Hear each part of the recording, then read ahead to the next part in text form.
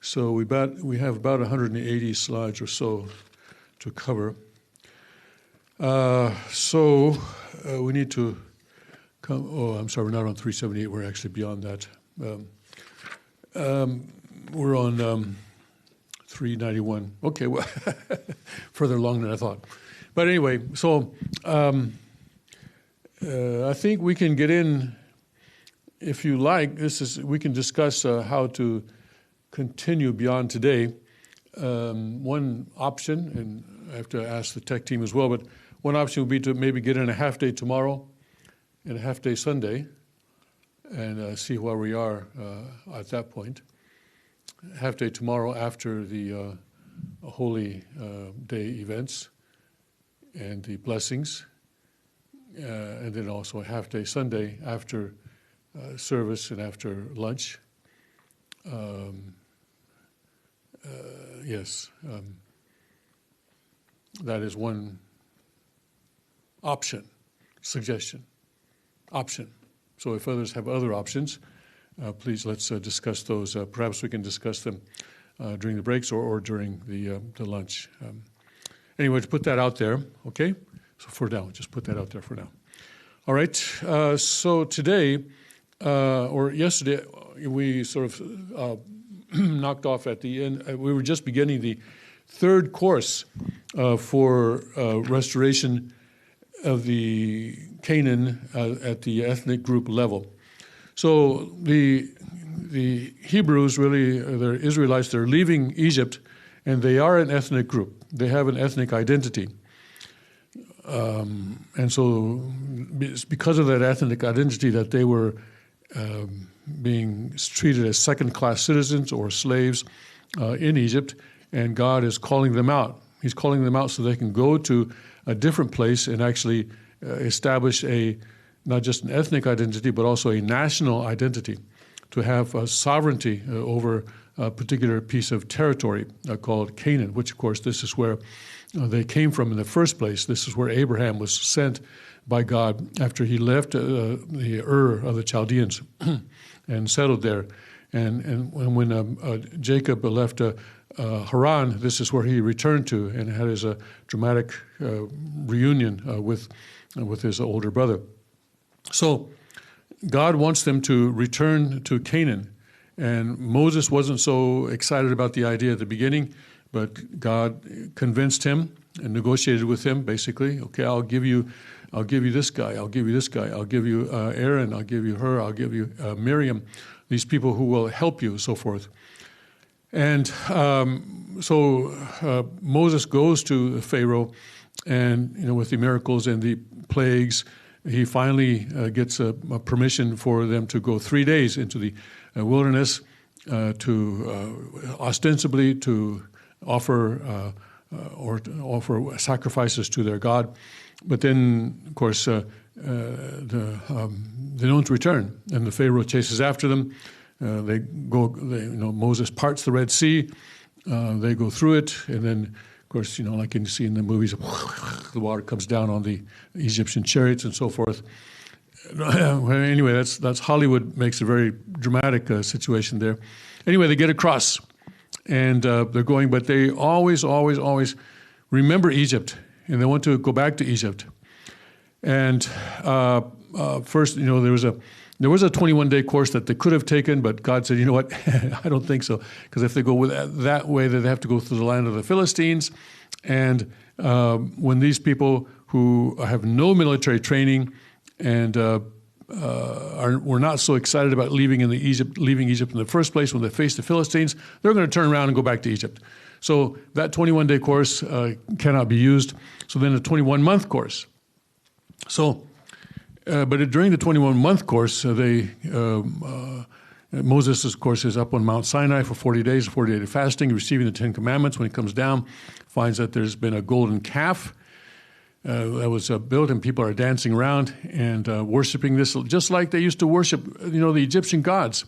So they have not given up the pagan ways of the Egyptians, and God is calling them out to be a chosen people, to live by a higher standard than any other ethnic group in the region. This is why he's been preparing them. So they grind the golden calf into little, sort of gold dust, I guess, and mix it with water and make people drink it. And also a lot of people are killed then as well. By the thousands, a few thousand of them are actually killed because of this golden calf situation. So they leave, they repent and leave Mount Sinai and going on. Then at one point, God tells them to send 12 spies into Canaan to spy out the land. And so we'll look at what happens there. This is in Numbers chapter 13 and 14. And basically, to give the conclusion, they go and spy. They come back. They say, no, we're not going to, the 10 of the 12 say, this is, yes, it's a nice place. Sure enough, milk and honey, all that's true. But the people who are living there are much stronger than us, and we'll never be able to defeat these people. And so then this precipitates basically a coup d'etat, against Moses.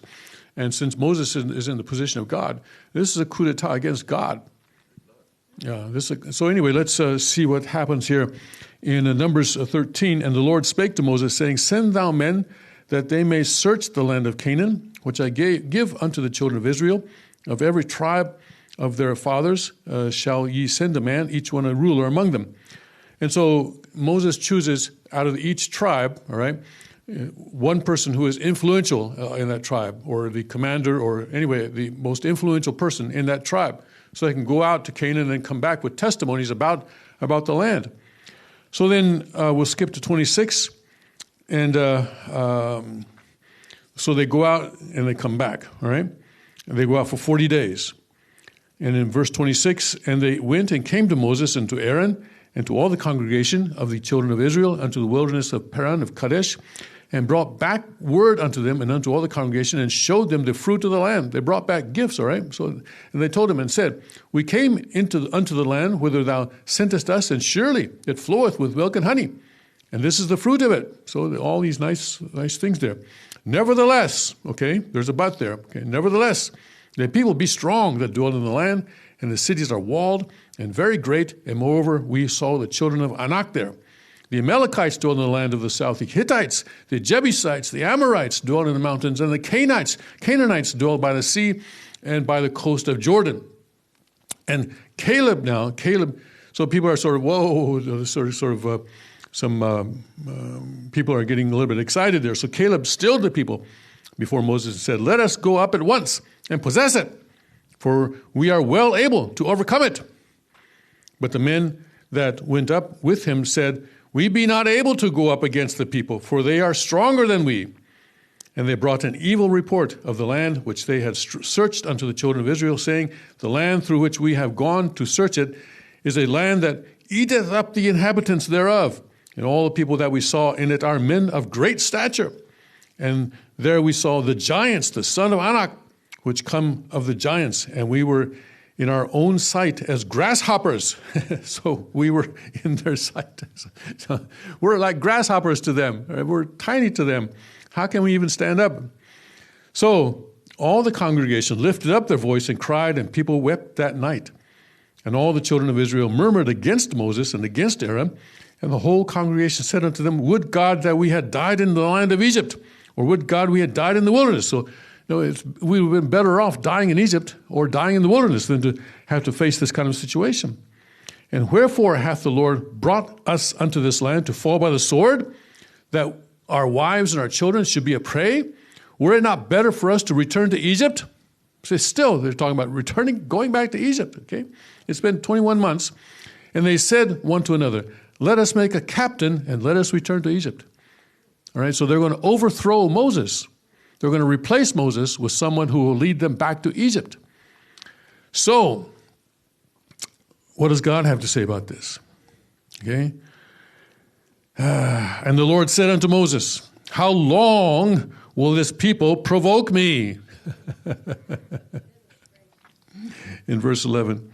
And how long will it be ere they believe me for all the signs which I have showed among them? I mean, God parted the Red Sea.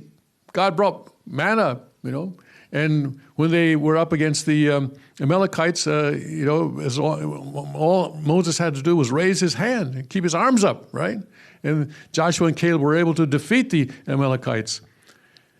And God carved stones in his own hand, right, with the Ten Commandments. Those were broken, and so then he gave them a chance to have another 2 slabs, although this time Moses had to make it himself. And so they have seen miracle after miracle after miracle in the space of less than 21 months. So they've had testimony after testimony after testimony of how much God cares for them. That God's going to get them there. Okay, He's going to get them there. But now they say, no, they're like giants and we're like grasshoppers, so let's go back to Egypt. So God is very frustrated here because He cannot force these people. He can only continue to educate these people, but He is getting very impatient and very frustrated here with these people. So, and Moses said unto the Lord, so I will smite them with a pestilence. So God is saying, I'm going to smite these people. We're talking about the children of Israel. Now we're not talking about the Egyptians. Now God is going to smite them with pestilence and disinherit them. And will make of thee a greater nation and mightier than they. So God is saying, Moses, I'll make you, even if you are the only one, right? I'll make you a mightier nation than they are. Remember, Jesus said that when Jesus was very frustrated with the Jewish clergy, He said that you boast that you are descendants of Abraham, but God can take these rocks, these stones, and make these descendants of Abraham out of them. So don't be so arrogant that you are descendants of Abraham. Also, God is saying here that even I can make you a mightier nation than the people who want to go back to Egypt now. Kind of in our situation too, isn't it? Yeah, that God will make us a mightier nation than what the ones that have turned against Him. Anyway, let's not get into that. Well, the king talked about this morning on the King's Report. Anyway, so Moses, though, so tries to calm God down. Okay, God, calm down. Don't go, wiping people out like that.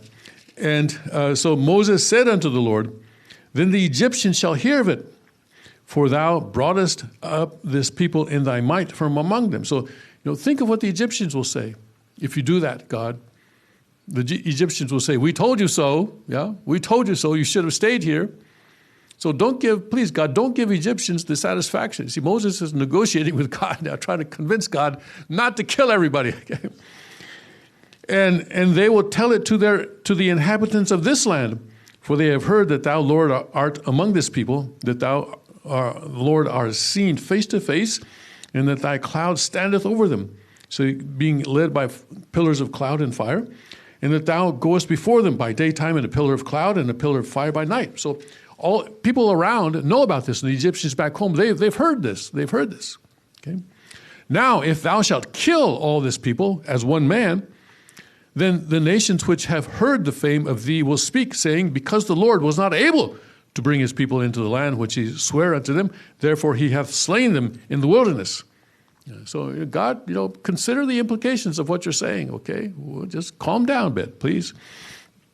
And now I beseech thee, let the power of my Lord be great, according as thou hast spoken, saying, the Lord is long-suffering and of great mercy. Now let people know it that way, forgiving iniquity and transgression, and by no means clearing the guilty, visiting iniquity of the fathers upon the children unto the third and fourth generation. Pardon, I beseech thee, please God, come on, the iniquity of this people according to the greatness of the mercy, and as thou hast forgiven this people from Egypt even until now. Okay. And so God said, okay, all right. I have pardoned according to thy word. So, all right. Because of Moses, okay, the children of Israel dodge a bullet there. They dodged the pestilence because of Moses stood up for them and was able to convince God not to kill them. I have pardoned according to thy word. But as truly as I live, all the earth shall be filled with the glory of the Lord. Because all those men which have seen my glory and my miracles which I did in Egypt and in the wilderness and have tempted me now, these 10 times, and have not hearkened to my voice, surely they shall not see the land which I swear unto their fathers, neither shall any of them that provoked me see it. So everyone, okay, I'm not going to kill them, but they're going to die. They're not going back to Egypt. They're not going to Canaan. They're going to die in the wilderness. And this is what happens. All the first generation that left Egypt die in the wilderness. And only Joshua and Caleb eventually, among the first generation, are able to enter the land of Canaan. So this is kind of the compromise now that God makes with Moses. And no pestilence, okay, no pestilence, but I'm not going to let them get into Canaan because they've rebelled against me too many times. All right, he says 10 times. Okay. But my servant Caleb, because he hath another spirit with him, and hath followed me fully, him I will bring into the land into he went, and his seed shall possess it. All right. So also Joshua also is able to eventually get there as well. Okay. So then, after the 21-year course fails by the faithlessness of the 10 spies, and the people's willingness to unite with those 10 spies and rebel against Moses and actually attempt a coup d'etat against Moses and against God, because of the second course fails as a result of that, the third course is a 40-year wandering in the wilderness. And it's interesting because obviously they know where Canaan is. They've been there. They've been there. The 12 spies have been there, so they know exactly where it is. But they're not. They're sort of wandering there in the wilderness for 40 years, and that's interesting to me that they didn't have the courage, I guess, or. But anyway, God said that none of the first generation are going to go in there, so they are wandering. So here's where they were. Oops, that's not. I have to show my laser pointer. Okay. Here's where they were when the 12 spies went out. Okay, and they came back, and then after this, they were wandering in the wilderness for 40 years, while the first generation was dying out. So let's go then to the Tim, third. Yes. Could you? And maybe you've already done this, and I apologize if you have. But there was initially a 21-day course and a 21-month course, and then a 40-year course. On the map, I see where it says first course 21 days, there's a yellow line going along the coast, pretty much straight up to Canaan. Right. But could you just clarify and maybe you already have, but just once more, the 21-month course and then the 40-year course is just like going around in circles? It seems to be so, yes. Maybe someone can correct me, but here, like you said, this is the 21-day course. Right, what's the 21-month? And then the 21-month course, they went up this way, they went this way, they came to Sinai, and they went around here, here, and then up here, and then came here, and then here they sent the 12 spies out from here. So presumably, if they had all agreed, okay, let's go, they could have gone straight up here. That would have been the 21-month. Right, and I think that, as I understand, that would have been the 21-month course. Okay. Yeah. And then, but they decided not to do that, so they're going around in the wilderness. And then finally, when they finally get up the Gumption, they go up here and across the Jordan River and enter into Jericho, and of course 7 times around Jericho and so forth, going like that. So this is how I understand this map. Great, thank you. Okay. All right, let's go to the second. We did the second and now the third. Tim? Yes. On my map, it says Rephidim is much lower than your map. Okay. I'm sorry, I meant to. It's not my map. Yeah. It's not my map. So it one of them is in the wrong place. Or both. Yes. Okay. I just want to make that note. Okay. All right. Thank you. Thank you for that note. Okay. All right. So we started a little bit on the third course yesterday, but let's start again at the beginning. All right. So third ethnic group course to restore Canaan. So the foundation of faith is the central figure Moses, and conditional object is 40 years of wandering in the wilderness of Sinai, honoring the tabernacle with faith and loyalty. And as we discussed yesterday, God established the tabernacle first of all, as a symbolic representation of the Messiah, and also so that even if every one of them, and even Moses himself, were to fall into faithlessness, as long as one person continued to honor the tabernacle, there would still be some kind of foundation for God's providence to move forward.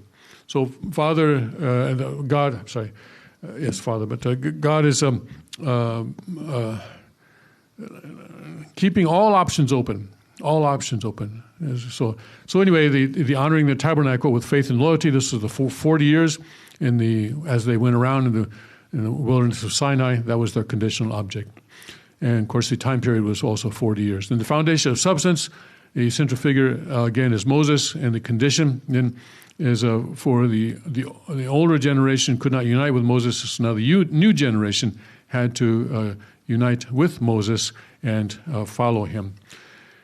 And then the providence for the start then was the water from the rock.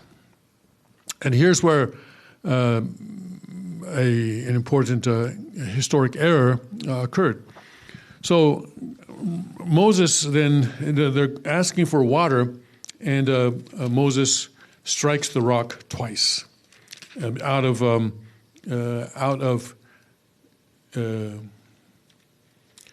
frustration.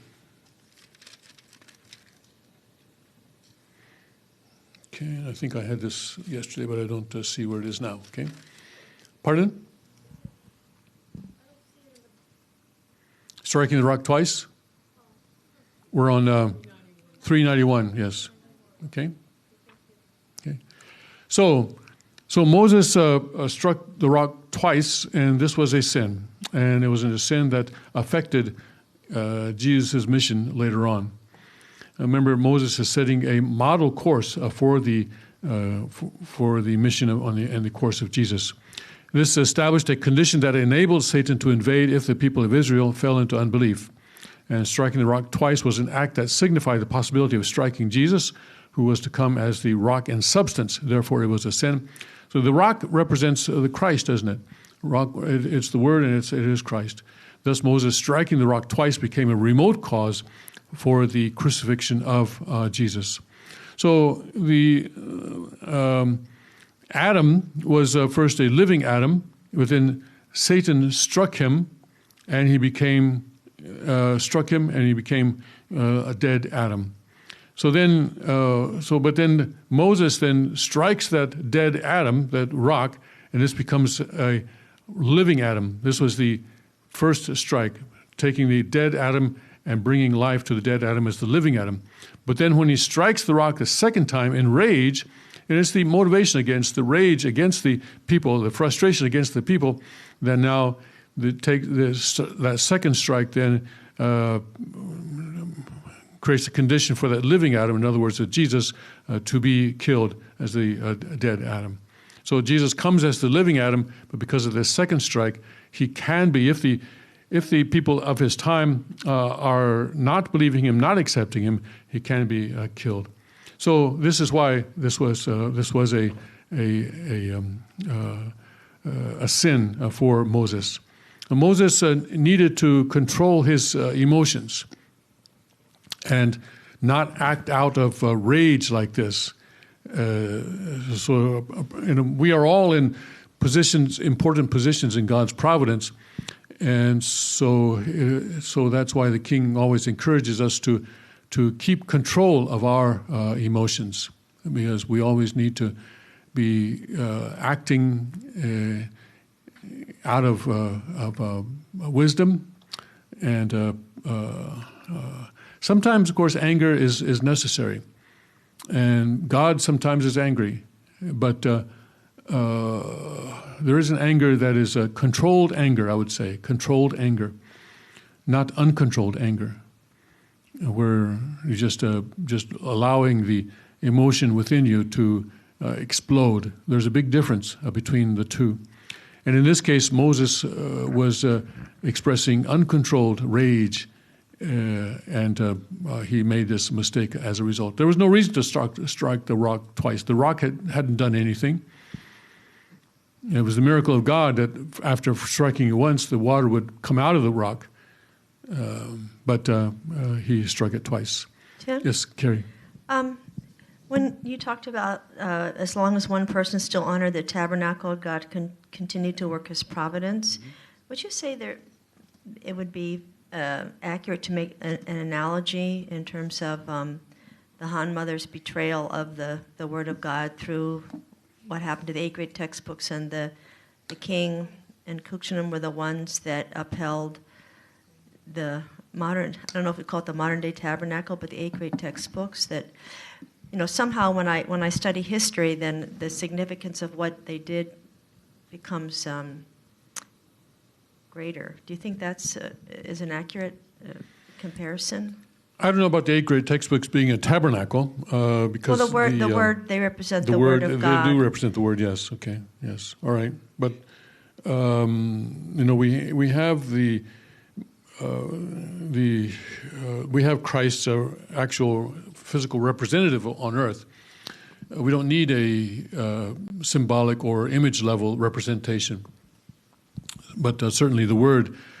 And I remember Father, what I call the white binder speech. You know what I mean? Yes. With the really long title. The declaration of the word by God's substantial self, I think. Yeah. Father saying that as long as one family will keep the words in this speech, that providence will continue, something to that effect. Of course, the 8 great textbooks are listed in that speech, so they are included in that speech. But just the level of appreciation of the significance, because Hakshahan, who was the wife, destroyed all that. Then someone in the immediate family, the Teshinja, the faithful sons holding it up. It's in a way it really preserved it. Mm-hmm. Mm-hmm. Okay. Yes. So with the unbelief of the people, Moses broke the tablets of stone, and this foreshadowed the possibility that Jesus might be crucified. And the unbelief, in case of Jesus, the unbelief of the people led to Jesus dying on the cross. But the interesting thing is that when Moses broke the tablets, that could be restored. That was we could fix that by simply. Of course, Moses had to carve them out himself instead of God doing it this time, but those tablets could be replaced. But then when the rock was struck twice, there was no way to fix that. And so we'll see why that is. The reason that the 2 tablets of stone could be recovered, but Moses striking the rock twice could not. The tablet of stone in Exodus 31:18, a symbol of Jesus, and it records the 10 Commandments and the core of the Torah. Exodus 31. And let's, as long as he give us the verse, let's take a look at that. 31:18. And he gave unto Moses, when he had made an end of communing with him upon Mount Sinai, 2 tablets of testimony, tables of stone, written with the finger of God. So God himself, in his own hand, wrote the 10 Commandments. Imagine if we had those today. That'd be pretty strong. What kind of handwriting does God have? Yeah? And what language did he write in? Well, I suppose he wrote in Hebrew. But so Moses in 31:18 receives 2 tablets of stone from God that were written with the finger of God. But then Moses goes down and he sees the golden calf, and in anger he throws down the stone, and Moses turned and went down from the mountain. The 2 tables of the testimony were in his hand. The tables were written on both sides. On the one side and on the other were they written. And the tables were the work of God, and the writing was the writing of God, graven upon the tables.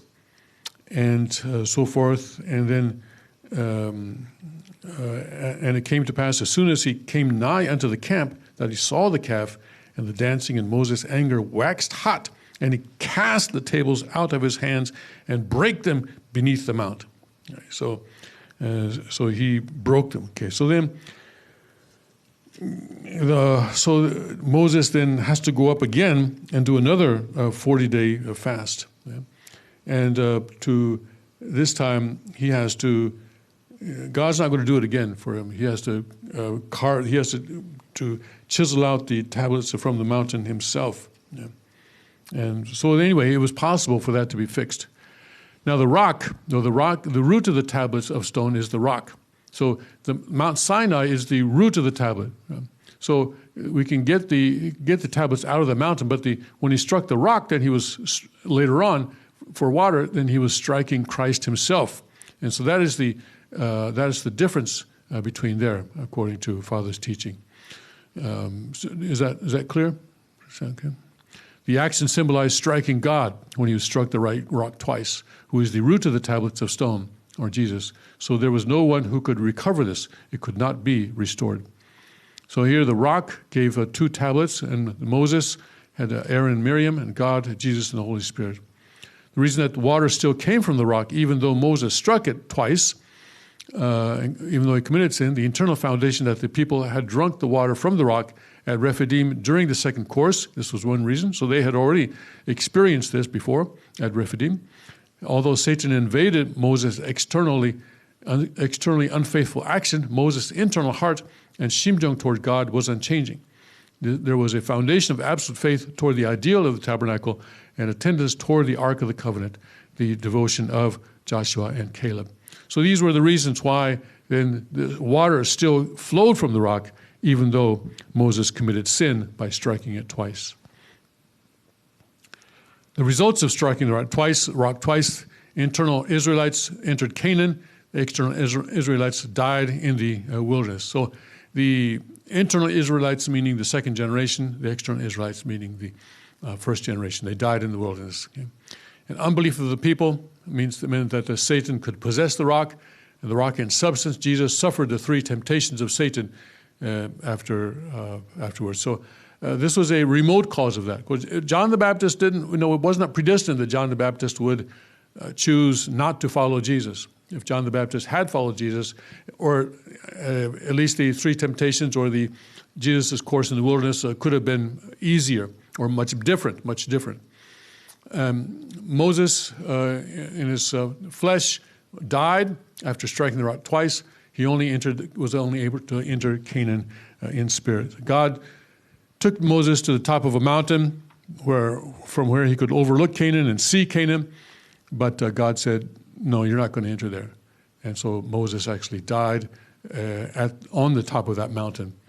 And his burial place was never found, and even today, people don't know where he was buried. And Jesus is the substance of the rock. In flesh, he was crucified, but in the spirit, he resurrected, and to give salvation to people who believe in him. All right, and then the fiery serpents killed the unbelievers in the wilderness. Moses held up the bronze serpent, and the salvation of the repentant people. So then, let's see where. I don't have that here, do I? Okay. So again, when Moses held up the bronze serpent, the Israelites were able to win, but they were able to defeat the serpents. But so Christians say, look, Jesus has to be held up in the same way. But it was because of the faithlessness or the unbelief of the Israelites that Moses had to lift up that serpent in the first place. So if they had been faithful, this whole thing never would have happened. When the Jewish people did not believe in Jesus, Jesus was raised on the cross so as to give salvation to a repentant people. And following Moses striking the rock twice, Moses struck twice due to unbelievers, unable to enter Canaan. He was unable to enter and prayed desperately and implored God, but he died overlooking Canaan. And the location of his body is unknown following his death. Because of the unbelief of the people, Jesus was hung upon the cross, and he prayed to let this cup pass from me. And he died on the cross, and the location of his body is also unknown following his death. And so Joshua inherited Moses' mission to lead the people into Canaan.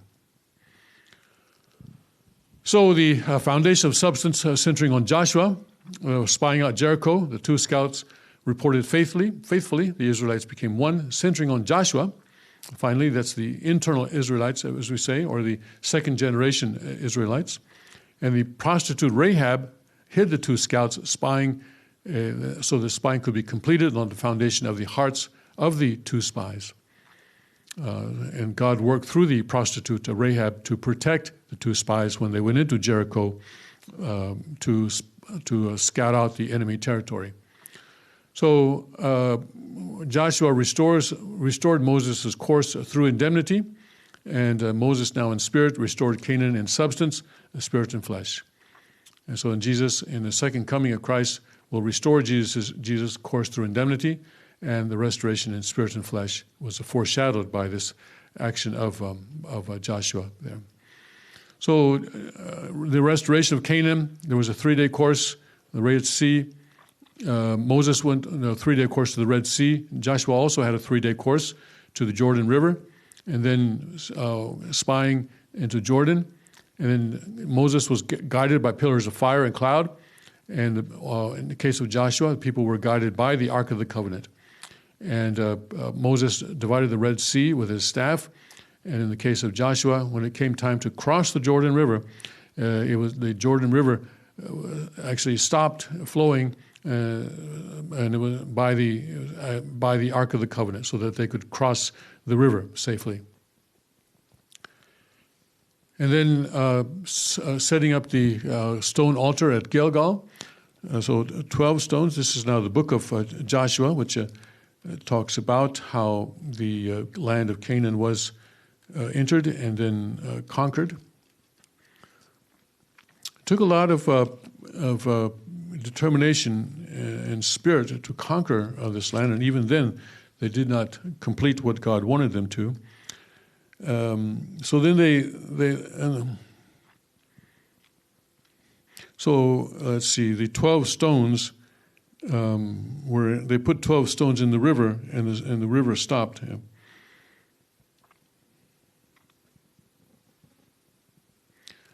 And it came to pass so they're going across the Jordan River now. And it came to pass when the priests that bear the Ark of the Covenant of the Lord were come up out of the midst of Jordan, and the soles of the priests' feet were lifted up unto the dry land, that the waters of Jordan returned unto their place and flowed over all its banks as they did before. So once they crossed the river, then the river started flowing again at that same time. And so they had done this with 12 stones in the river, and so they took the 12 stones and made a kind of a memorial or offering place there. And these 12 stones which they took out of Jordan did Joshua pitch in Gilgal. And he spake unto the children of Israel, saying, when your children shall ask their fathers in time to come, saying, what mean these stones? Then ye shall let your children know, saying, Israel came over this Jordan on dry land. For the Lord your God dried up the waters of Jordan from before you until you were passed over, as the Lord your God did to the Red Sea, which he dried up from before us until we were gone over, that all the people of the earth might know the hand of the Lord, that it is mighty, that ye might fear the Lord your God forever. God is giving sign after sign after sign that, and he's actually not just signs, but substantially protecting his people time and time and time and time and time again. Yes. So he made an altar of prayer to praise God. When Jacob's descendants, the 12 tribes, also set up the altar of 12 stones, this foreshadowed that the 12 tribes would construct the temple eventually. And the temple would now be the image form of the Messiah, of the Christ. This also foreshadowed that in the future, the 12 disciples would have to join together in unity to honor and relate to Jesus as the actual temple. And the Israelites began to produce their own food from the land. God stopped providing them with the manna. So he provided them with the manna and quail as long as they needed it. But he doesn't want them to be dependent on him, right? Stand on your own 2 feet. And once they started doing that, and they were willing to do that, then the manna stopped.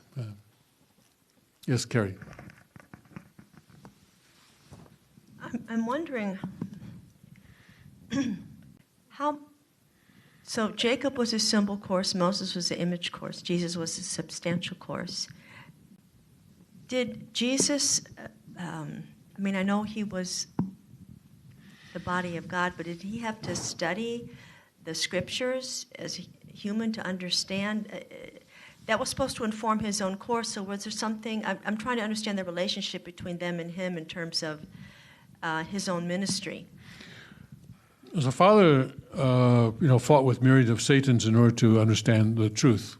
He did not get the truth by studying the Bible, but by going to spirit world. And I'm sure that Jesus did something similar. But at the same time, Father also then, on the basis of having discovered the truth, went to the Bible and found, so that people could understand. And Father could say, look, here it is, that God has already revealed hints of the truth in the Bible. And Jesus, we saw him when he was preaching in the temples, he would pick up a scroll and he would start reading it. There was a, for example, one place in the New Testament, Jesus picks up a scroll of the book of Isaiah and he turns to a particular chapter. And he goes past the chapters on the suffering Christ, and reads the chapter on the victorious and glorious. So he knew the scrolls, and he knew the word, and actually people were, it says one place, amazed at how could an uneducated son of a carpenter know so much about the scriptures. So Jesus knew the scriptures very well. I forgot what your question was. Did that answer it? You said that Father didn't get his discovery came from God. It didn't come from Scripture.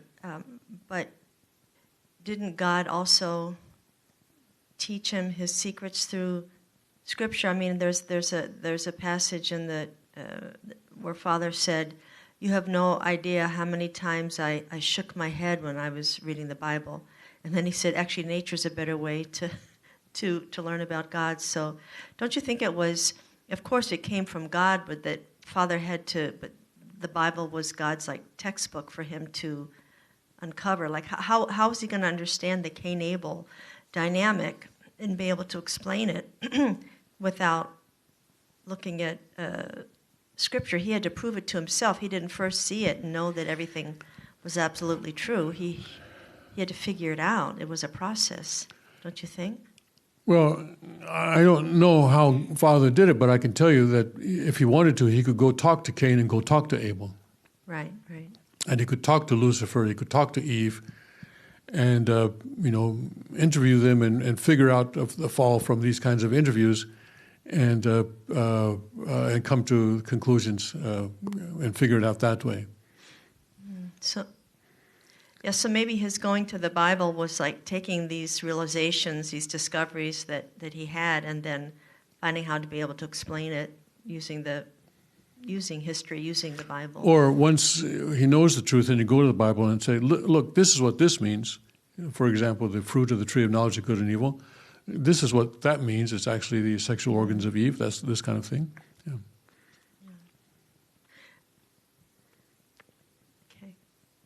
Okay. All right. The conquest of Jericho. Jericho was an important city in Canaan, and so when Joshua and the internal Israelites, or the second generation Israelites, across the Jordan River, one thing they had to do was they had to conquer this city of Jericho, which had very high walls, just like the 10 spies had already warned 40 years before. So how are they going to do that? Well, so then they marched in obedience to God's command. God told them how to do that, and they just obeyed God's command. 40,000 soldiers, 7 priests with the ram horn trumpets. They carried the Ark of the Covenant, the Israelite people, and they marched once a day for 6 days, then circled the city 7 times on the 7th day, and then they all shouted, Ogmanse, or whatever, and foreshadowed that Jesus would come in the future, and with his authority and the work of the saints would destroy the barrier between heaven and earth that Satan had constructed. So with us too, someone asks, so what is our strategy for establishing 천국, our strategy is to follow God's strategy. God has the strategy. We just have to follow. He will tell us how to do it, what to do when the time comes. And also Joshua defeated 31 kings. The foreshadowed that Jesus Christ would come as the King of Kings to bring all the royal families of the earth to a complete surrender and win the hearts of the people, thereby building the unified kingdom of heaven and earth. So the 31 kings who were living in different parts of Canaan were defeated, although, in the Bible we see that not entirely. And unfortunately, they didn't finish the job, and so they were later on corrupted by the culture around them. God wanted to wipe the slate clean in Canaan. And some atheists will use this as a proof that God is a genocidal God, and so forth and so on. But this, of course, he had given this land to the Israelites in the first place. They'd been absent for 400 years in Egypt, but God needed for this land to be occupied by the Israelites so that his providence for all people could continue. And just like similar to the way he depopulated the world down to 8 people at the time of Noah, sometimes God needs to move people into the spirit world in order for his providence to continue. And I remember reading a God's Day message. I wish I could find it again, but reading a God's Day message that Father gave at one point where he said that depending on how things happen, God may have to move, I can't remember the number, a third or maybe it was a third or half or something like that, of the people into the spirit world. In other words, to depopulate the world once again like that. If, of course, there's always an if people don't fulfill our portion of responsibility. So in this case too, God needed the Israelites to depopulate the land of Canaan and possess it entirely. And they did not do that. So the result of that was that they were corrupted and they adopted some of the customs then. And so after Joshua, we have the period of Judges where the Israelite people really lost sight of God. They were influenced by the cultures around them. And then they were even, the book of Judges really is really a tragic book. I kind of look on it as kind of the dark ages of the Jewish history, where they don't know God, and even at one point thinking that God would be pleased if this man were to offer his daughter as a living sacrifice or a burnt offering to God. They had no idea of where they had come from, who they were. So that was because they had been influenced and failed to maintain their identity and failed to maintain the Ten Commandments as a standard for themselves and the laws of God as a standard for themselves. So they get into Canaan one way or another. They get themselves into Canaan after a very circuitous and difficult course. But they finally get there. So lessons is that we are called to have a new understanding of the Old Testament history. It was previously thought to be nothing more than a historical record about Moses, but through Moses' course, God teaches us the secrets of the providence of restoration. Jesus only hinted at the significance of Moses' course, but was unable to reveal more. And Moses' course directly foreshadows the model course that Jesus was to walk. We can be certain that God is real and that he is leading human history towards one absolute purpose. And this is true in our day as well. We've seen miracles performed in this room. We've seen God perform miracles. And in our lives, he has performed miracles. And he has truly protected us. Moses' course shows us that the question of whether God's will for human beings is predestined and accomplished is decided by the fulfillment of the human portion of responsibility. So, for example, God said, I'm going to kill them. I'm going to kill them with pestilence. And Moses said, whoa, wait. Think of what people will say. And God backs down after Moses negotiates with God.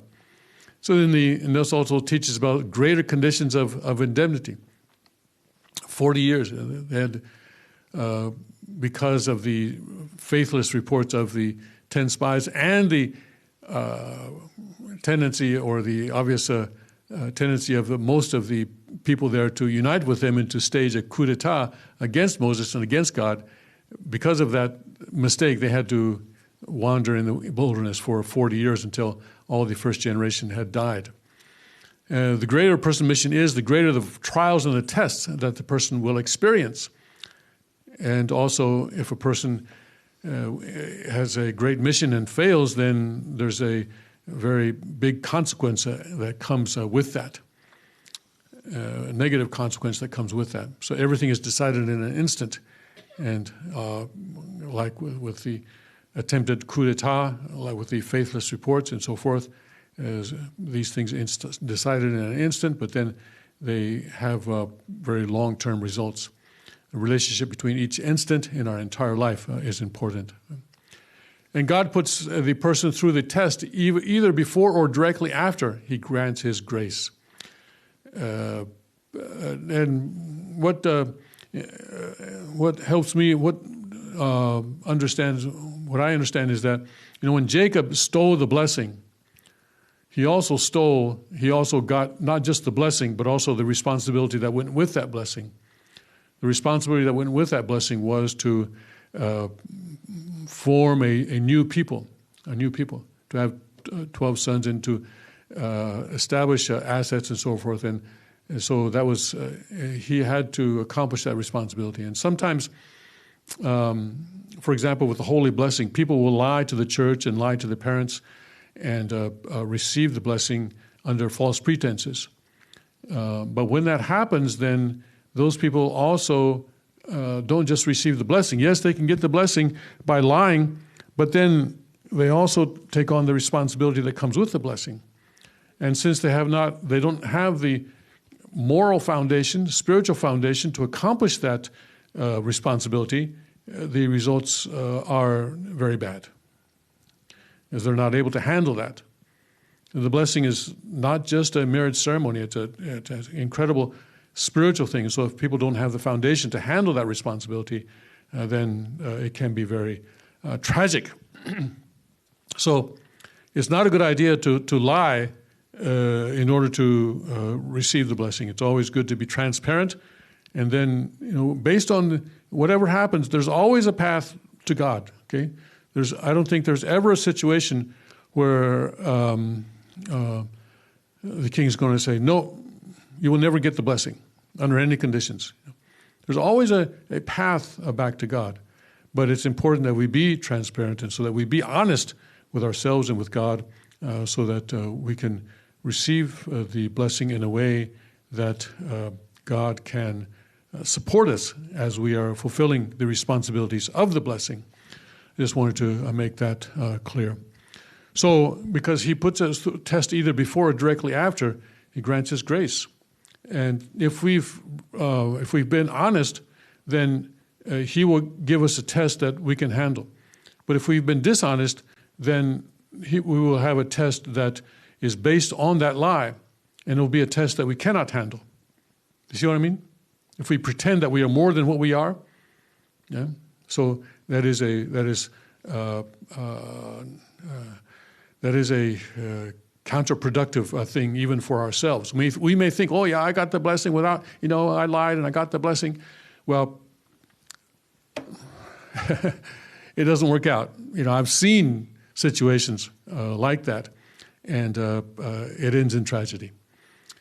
All right, so here God puts us through the test, either before or directly after he grants his grace.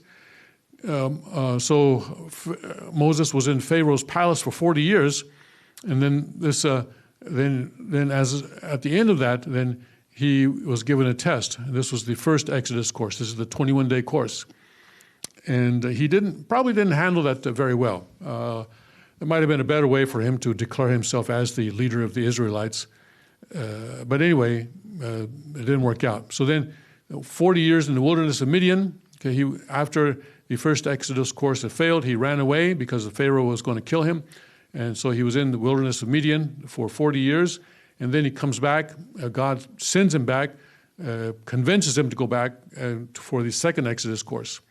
But on the way back, God seeks to kill Moses, but then his wife, Zipporah, saves the situation by cutting off the foreskin of their son. And but the grace that he receives after that are the 3 miracles and the 10 plagues that help him convince the Pharaoh to let the Israelites go. 3-day course into the wilderness, or basically to the shore of the Red Sea, and then after that course, then they receive the grace of the pillars of fire and of cloud. And crossing the Red Sea was a test, but then after that they get the grace of the manna and the quail. The battle with the Amalekites. After that, they received the tablets of stone, the tabernacle, and the Ark of the Covenant. This was a test, and they received the grace right after it. 40 years in the wilderness, and then the water from the rock, and this was 40 years wilderness, followed the water from the rock, and then the fiery serpents, and then they were given, as God's grace, the bronze serpent that Moses held up, and as long as he was holding that up, they were winning. So, but the important thing about the bronze serpent was that it had to be held up because of the unbelief of the Israelites. Although Christians will often say that, see, John says that Christ had to be held up just as the bronze serpent of Moses had to be held up. Well, because in both cases there was a lack of faith.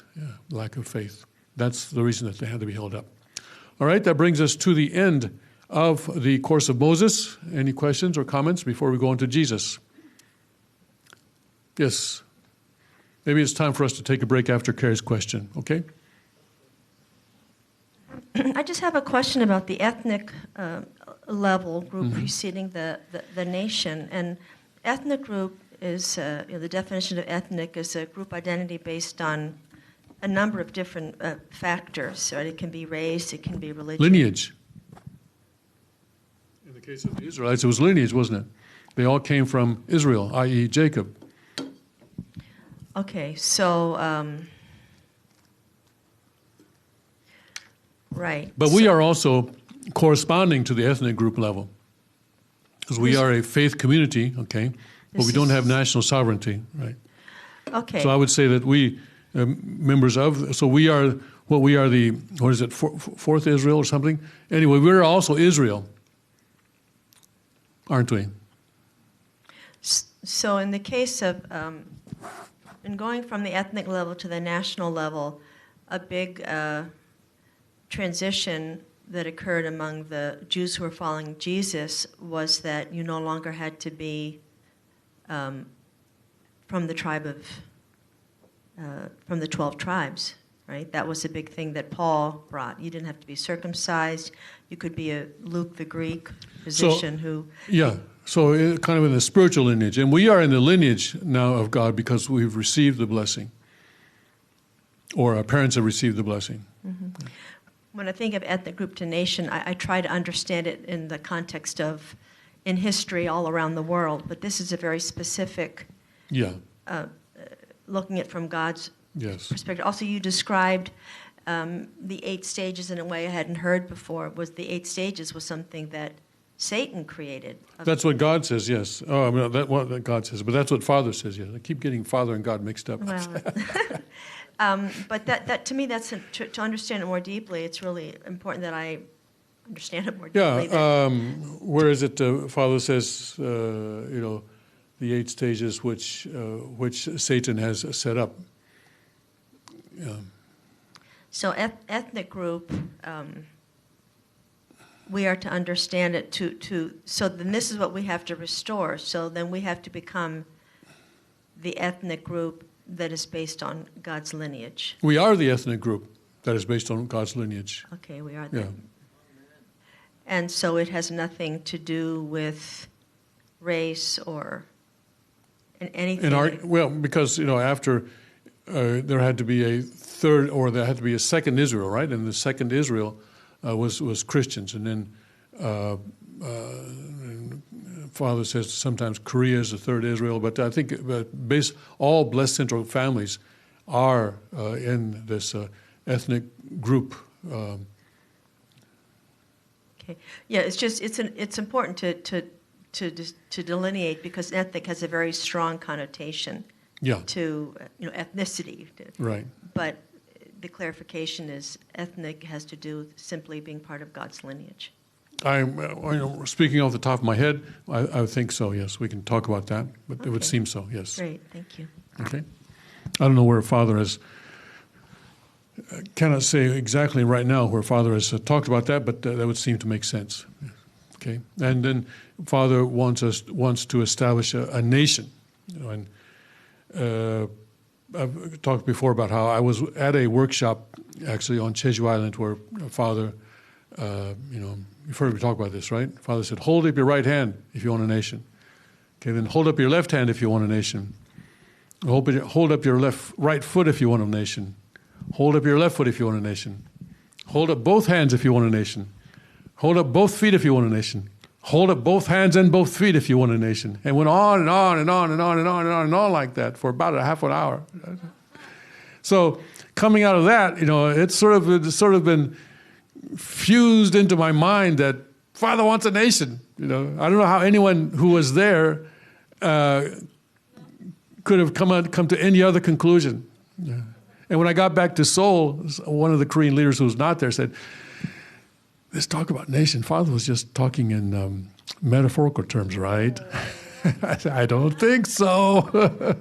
I don't think so," because the Korean leaders, many Korean leaders are very afraid of what the Korean government would do if they saw us as some kind of a political threat or something like that. That we were planning to, overthrow the government or something like that.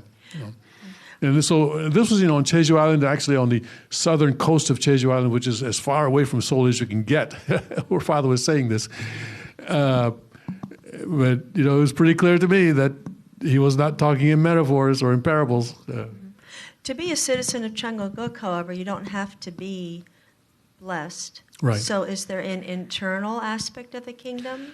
So, to be a citizen of Cheongguk in the Constitution, you just have to live there and to accept. Well, you accept the Constitution, right?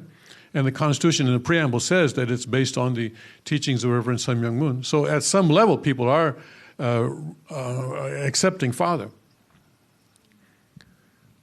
already. So they may be Buddhist, but it's okay. As we saw in the Unification of Religions in Part 1, you don't have to be a Christian. You can be a Buddhist and still believe in the Lord at the Second Advent. They can say, he's the Maitreya Buddha. That's fine. You can approach it that way. But the ethnic group then is distinguished by being in the lineage of Christ. Right. And the nation is on some level of acceptance, but it's not as stringent, so to speak.